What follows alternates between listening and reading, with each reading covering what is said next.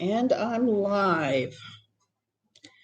Going to the beach in a few, so that's why I'm wearing my Chinese hat, my swimsuit, and my beat up sundress. Just waiting. Oh my word. I really want to talk today about gender roles and the like, but there's just so much going on in the community. I I don't know that I can do the gender roles thing today. I think what's going to happen is I'm going to have to talk about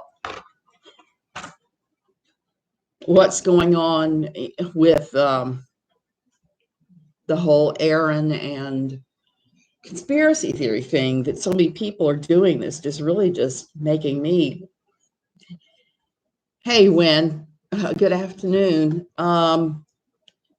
This just making me crazy. It's making me crazy because I know so much of it is a lie and made up, but people are still saying it. I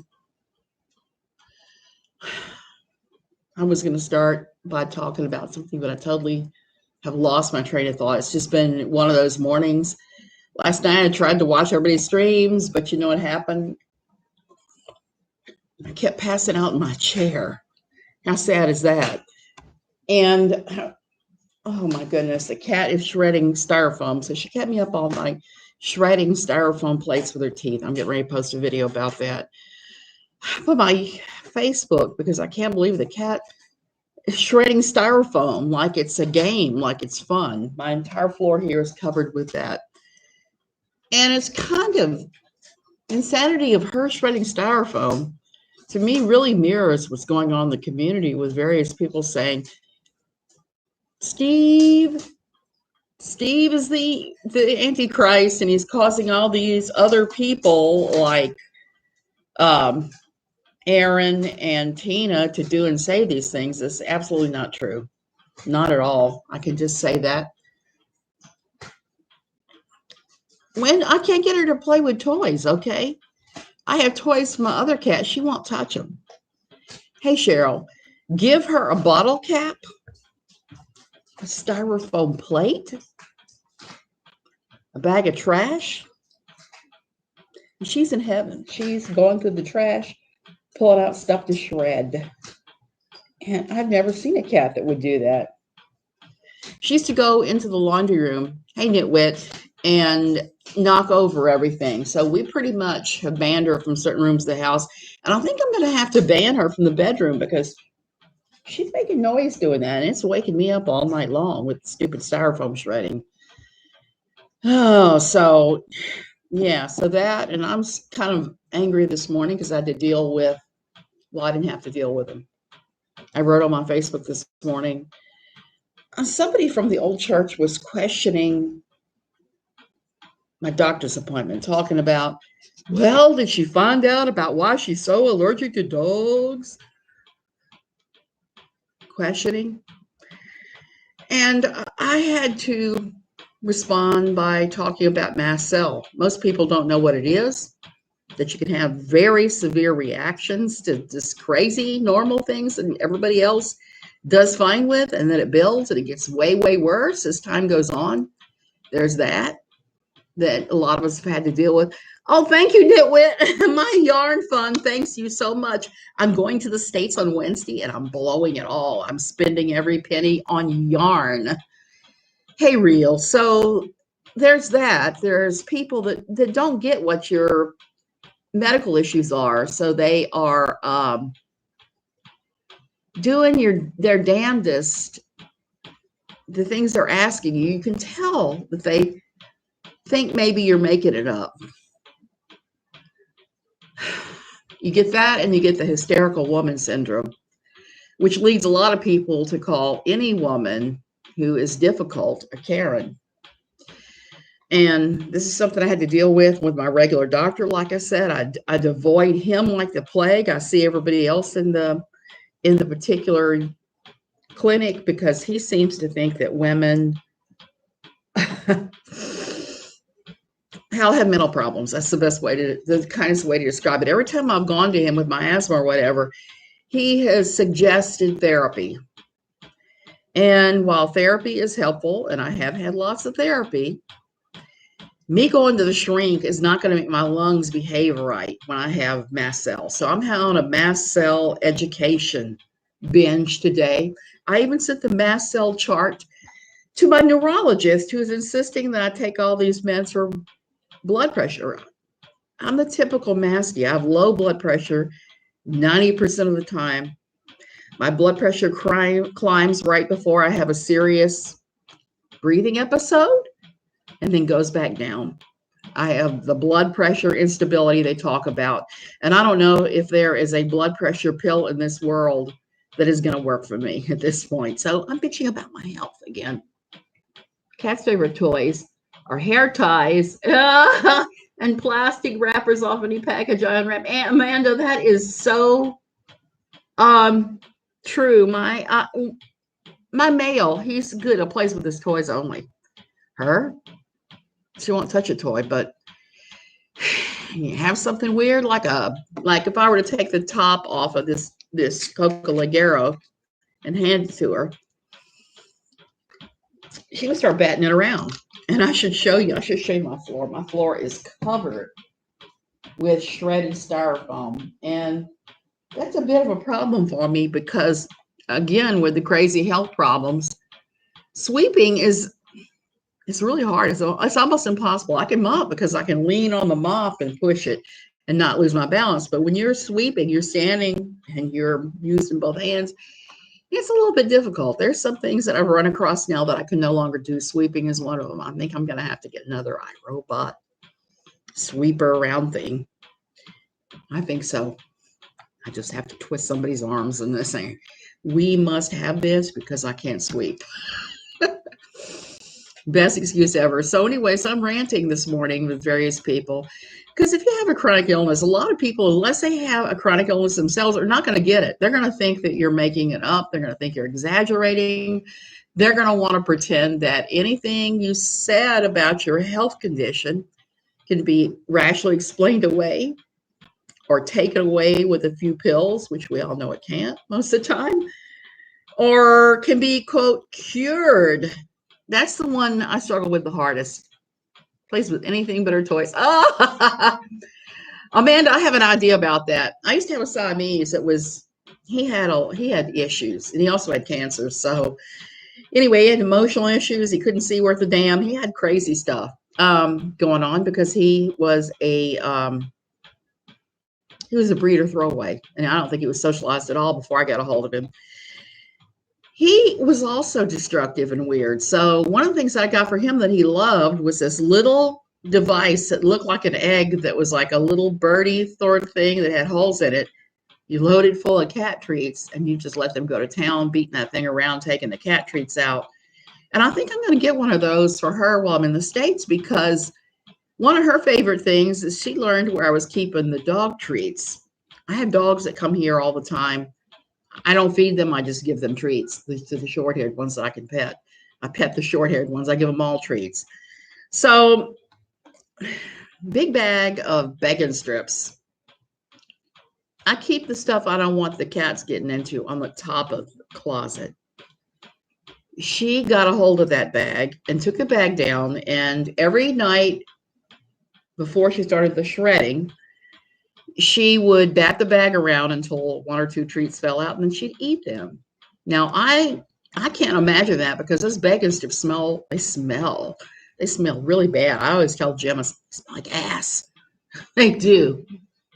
So she would do all that stuff. She would take she would take them out of the bag and eat them, and I'm just like, I don't get it. I don't get it. I don't get it. Cheryl, that's what Costa Rican doctors seem to think. American women made up mental illnesses and over medicated. Some of them.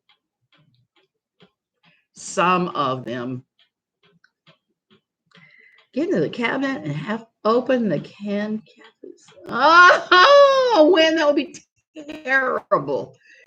They can open the cans. And the other issue I'm having here, and I'm getting ready to do some research and find out why, is we feed our cats here. We always have dry food out, okay? Always. But a couple times a day, we'll feed the pouch cat foods made by Purina, and they come in different different names. Whiskas is one of them. We get Whiskas here and another brand by Purina. And recently they've disappeared from all the grocery store shelves. I don't know what is going on, if they've discontinued them or what. But my cats will not eat the canned. They will only eat the pouch. So I don't know. And I could go to Costco and get the American cans, but they have let me know they don't like that either. So we may have some begging kitties around here who are begging me for their usual pouch food, but cannot get it. Loves treats, but won't play with the treat toy. I got her. Oh, Amanda, I don't know what's going to happen there. Maybe. And I know I can't put the treats up there. I'm going to have to do like I do with the dry food, with the expensive dry food I feed the indoor cats. It's behind the TV in the cabinet where they cannot reach it. I've had to move it there because it can't be reached. They can't pull it out. The catnip's back there behind the TV. I've had to do that because when we have treats, they go back there. Because if I don't, you know what happens. They go in there and they tear up everything and destroy it. And I'm not down with that at all. I'm like, nope, you can't eat an entire bag of treats. Plus, with COVID, we're getting very few American deliveries here. So cat treats are disappeared from the shelves. Even the stores that carry large amounts of stuff from the States, they've disappeared. So no cat treats even. Can't find cat treats anywhere. I'll play with the treat toy. My Siamese love that thing. You'd hear him in there beating that thing around to make all the treats pop out. She might, so it's worth a try. Betty the cat won't eat pouch food. Whiskas disappeared. It disappeared from where you are too, in the Netherlands? That's not good. I'm wondering what's going on with the pouch cat food, because it was widely available here. Then suddenly the price jumped and then it disappeared. I don't know what's going on. I even went into Walmart yesterday looking for it, a Walmart subsidiary where they usually have tons of American stuff that you can't get anywhere else. And they didn't have it. I couldn't believe it.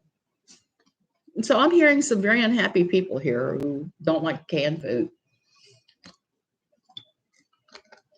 So I have this big document I was going to read. I don't know if I have the emotional energy to go through it today. It's what I had posted at the beginning. It's a How Feminine Am I thing. It was put out by one of the big ministries. It's feminist versus feminine. And it's illustrated. There's a drawn picture of a woman with short hair, wearing mannish-looking clothes, cursing. Triple X. It says XXX. On the other side, there's a girl with what looks like a prairie dress, and her hair is curly and shoulder length. Meant to illustrate feminist versus feminine funny style. So I've got that I'm going to go through just for a little bit. Supply chain issues. That's exactly what I think it is. But I know they've had some problems with some of the supply chains, and I cannot order from Amazon and have them ship it in. They won't ship it in here. There's certain things they won't ship. Anything that's like a personal care item, you can't get. You can't get anything like lipstick or makeup or cookies or anything that is personal care or food, even pet food. You can't get it in. I tried to order moss for my orchids. I couldn't even get that. They said nope. And my poor mother has shipped me a giant box of yarn I have not been able to access because the postal service here is a whole different ballgame, and they're requiring me to pay some aduana fees on it and arrange to have it delivered with a private delivery service. So I don't know where I'm going to get that giant box of yarn from her, but it doesn't matter. I'm going to go buy yarn. So anyway, this list, this crazy list that I'm talking about with the feminist girl and the feminine girl. Let me read you the characteristics. It says, for a feminist, a bulky, flabby figure, sluggishness, an unkempt appearance, mannish attire, Older daring styles. That one doesn't even make sense. How can you have styles that are older but more daring than anything we come up with lately?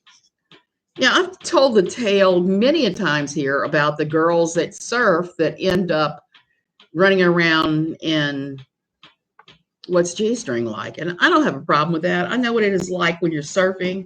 Here's the thing: when you're surfing, you want to either have very tight clothing, like a swimsuit that fits right,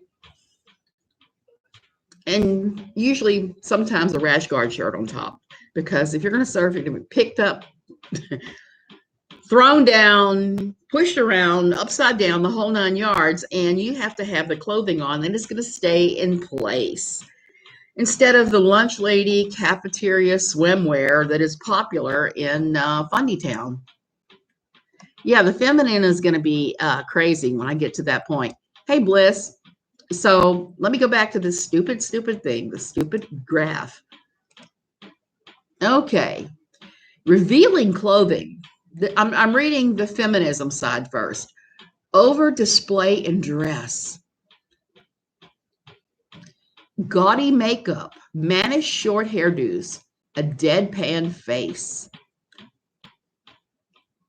tobacco odors, stained fingers from tobacco, smoking cigarettes, drinking liquor, smoking cigarettes and drinking liquor, telling off-color jokes, reading smutty books. Now, okay, 50 Shades of Grey was not that kinky. Like everyone in Fundy Town likes to say that it is the epitome of culture dive, and it's not quite. I think it's not something that I thought was that great, but I also have higher standards on my spot. So there's that. A deadpan face. So if you're like that, they're considering that to be a feminist and wrong thing. Okay, where were we? Oh, an ungainly walk. Sprawling in chairs like this. A slouching posture. I do that all the time. I slouch. A loud mouth. Raspy, gravelly voice. Okay, here's the thing about the raspy, gravelly voice. I have to interject here. It's very common nowadays with the younger generation to use vocal fry. Now, I'm not a fan of vocal fry. Vocal fry just pisses me off, right along with making a statement that is a question in a questioning voice, like saying something like, Niagara falls 10,000 feet? That drives me crazy. And vocal fry does too. And what that is when you drop your voice and you do a raspy thing, kind of like the Strange Valley Girl. I think it's what every time I hear it, I think of it. And there are a lot of YouTubers that do it. The minute they do it, I'm kind of cringing. It's stuff like I said. It's when you drop your voice and you really vibrate your vocal cords instead of saying, I try not to ever speak in that voice unless I'm having asthma, because it really can get on your nerves. It's right up there with the super high-pitched one. Yes, my vocal coach wanted me to talk like this to save my vocal cords, and so did my occupational therapist. But guess what? That is not my natural speaking voice. I cannot. I'm resembling a lot of this list too, Amanda Page. There's a lot of it that is me. Resting bitch face. The dry eye commercial sound drives me crazy. Yep. I read a little bit of 50 Shades, enough to know it was kind of a fan fiction sort of thing. It just wasn't my thing, not at all. I've heard some bits and pieces of it now that really made me laugh. Okay, where were we? The ungainly walk, the sprawling on the chairs, the loud mouth, slangy expressions. Like, you know what I mean? Like malicious gossip, swearing and profanity. What the hell is wrong with swearing and freaking profanity? A quarrelsome spirit. Explosive behavior. Kapow! I don't get that one. What is explosive behavior? That one really makes me laugh because I don't have a clue what explosive behavior would look like. High-pitched baby voice combined with vocal fry. That's her. It's like, I don't get that. I don't get speaking like that. It's not your natural voice. What is an explosive behavior? I mean, it seems like they're pulling half of these out of their rear end, or else they're just observing women in their natural habitats doing their thing. It's not women hanging over them. Bliss, if it makes you happy, go for it. I just was not my kind of kink. Not at all, but that's cool. Everybody likes what they like, and there's no shame. It just is what it is. Okay, after the exploding personality, behavior, domineering attitudes. Well, hell, there's times when if women did not take charge, nothing would get done. Boisterous rowdiness. Put a few drinks in me and that's me. False sophistication. Holding grudges. Over display of self. Dishonorable actions. Becoming, quote, cheap. Part of me is thinking, is he talking about somebody who won't spend money, or is he talking about what he thinks is trashy? I'm thinking that he's thinking what's trashy instead of not spending money. Pessimism and, quote, bitterness are two buzzwords in evangelical town and in fundy town. They don't want to let you feel your own feelings, because if you feel your own feelings and you start thinking for yourself, you might come to the conclusion that this is all a bunch of hooey and just run off. I guess that's what they're afraid of. If they can control what you're thinking about, they can control you. Okay, conceit and vanity. And here's the last one, which makes me laugh. Unchastity. What is unchastity? You got a sign, you got a tattoo on your forehead saying, last woman before the interstate, grab her now, boys. The thing I don't understand is when they make these lists and they try to say what's modest and what isn't modest, they do themselves an enormous hurt. Because they're telling women that if they're anything but a smiling robot, then they suck. They're not Christian. No, you are not getting up there. Go chew on that plate. So here we have the feminine Christian ones. A trim, disciplined body. What does that sound like, Lori Alexander or what? Vitality, careful grooming, dainty, delicate, pretty clothing. Obviously, they don't think women should split wood or do anything like that. You should see me when I'm out there in my garden, how gross I get and the clothes I wear.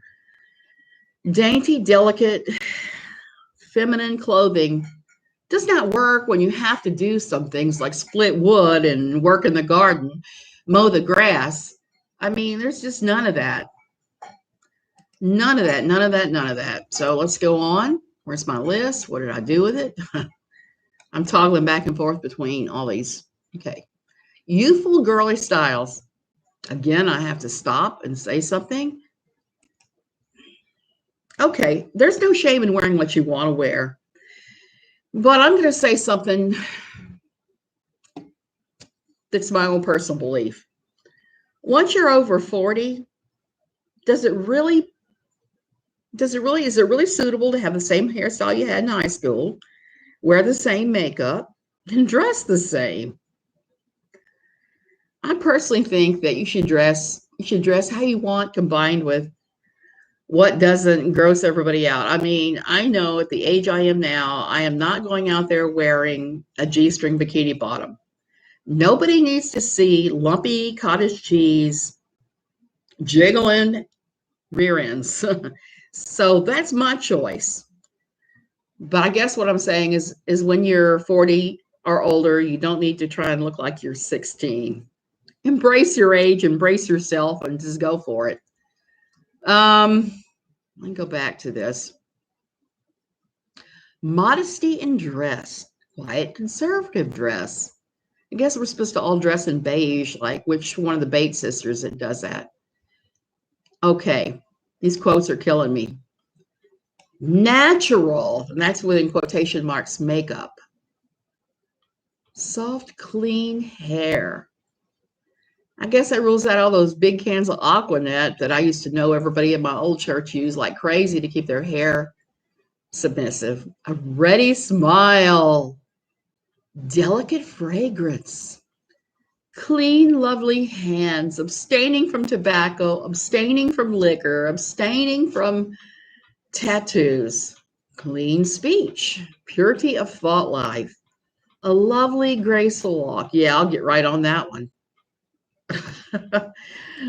Is there much of a difference between a lovely, graceful walk and walking where you're swinging your butt cheeks to make every man within 20 yards stare? Really, really? Okay, let's go back. Soft, gentle speech, a queen-like posture, sitting prettily, pleasant vocal tones, no vocal fry, a refined vocabulary, a kind tongue, a reverent attitude. I don't say a kind tongue, it has its place. A peace-loving disposition, that also has its place too. Self-control, thoughtful of others, ladylike reserve, sincerity and naturalness. Who is trying to blow up my phone?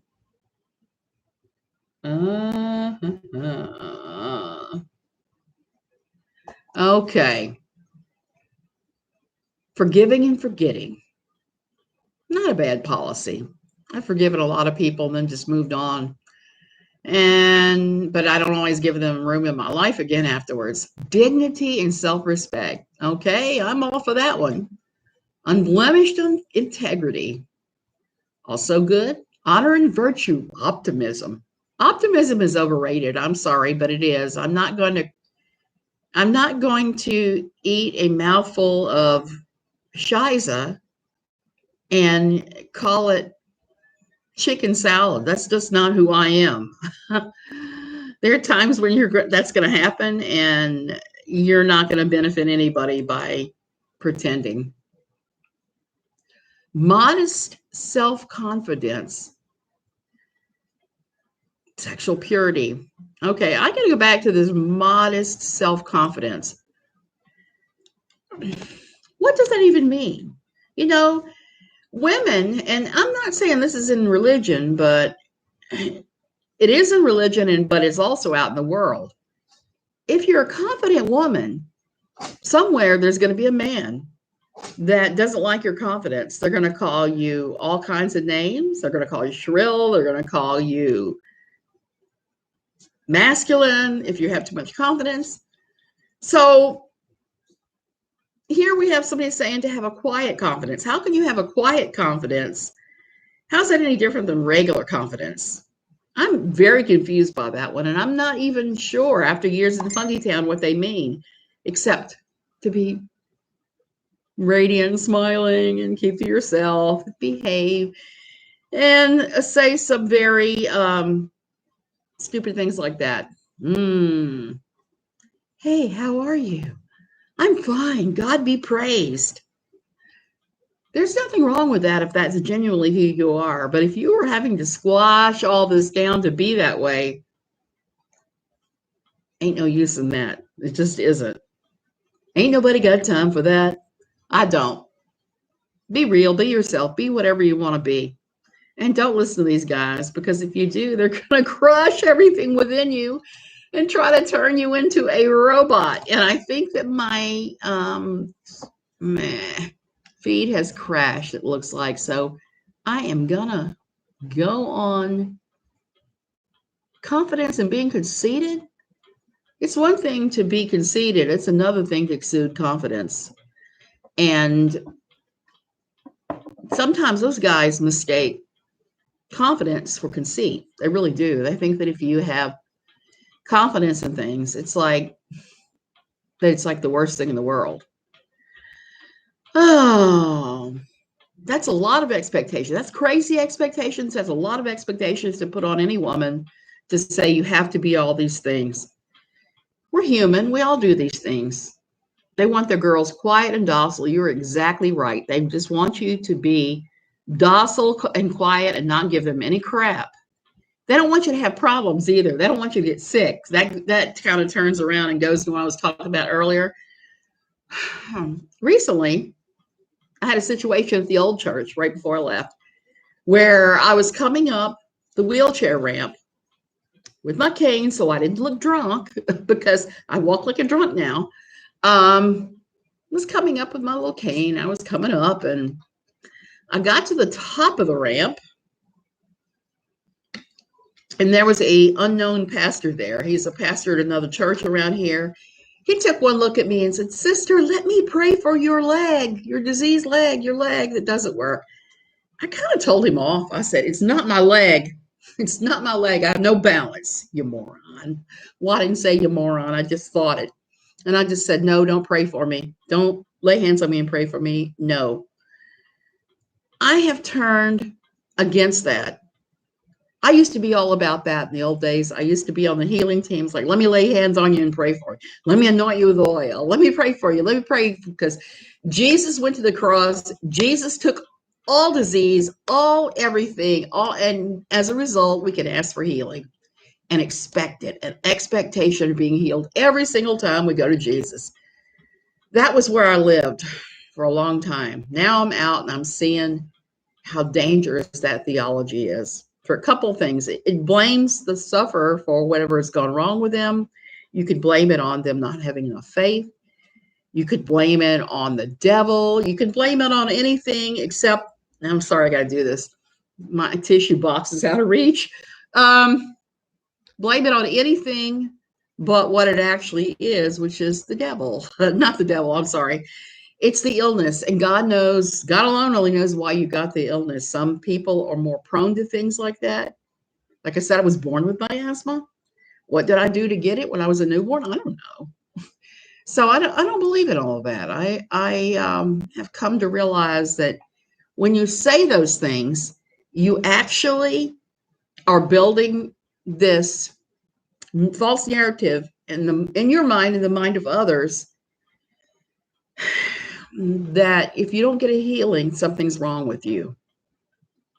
And that's not it at all. So it seems to me also, the people who are doing the laying on and praying of hands, it's not about you, it's about them. It really is. It's about them so they can feel all righteous. I'm praying for everybody. I'm doing this, I'm doing that. Me, me, me, me, me, me. I'm doing all this. And I'm healing all these people with Jesus. So there's some ego bound up in there too. So when somebody says, "I want to lay hands on you and pray for me," I used to let them do it. Now I'm kind of like, nope, talk to the hand. I am not going there. You're not doing that to me. You're not burdening me with your dumb expectations. You just leave me alone. If you want to pray for my healing, you can pray for my healing over there, away from me, not laying hands on me, not anointing me with oil, none of that nonsense. Quietly, reverently, without me even knowing. That would be a whole lot better for my mind than you coming over here and turning this into a show. So now you know how to push that guy away. It drives me crazy when they want to do that too, small town, Joel. It just is. It's very, very hypocritical. It really is. And I don't think most of them cannot see how incredibly hypocritical it is what they're doing. And some of the harm they're doing by the way they're going about it. I've only asked someone to pray for me. He noticed I was pregnant, asked if he could pray for a healthy baby and for both of us to come through fine. It is nice of him to do that. That's a whole different ballgame. That is, I think that's perfectly appropriate if somebody wants to pray for a healthy baby, something like that.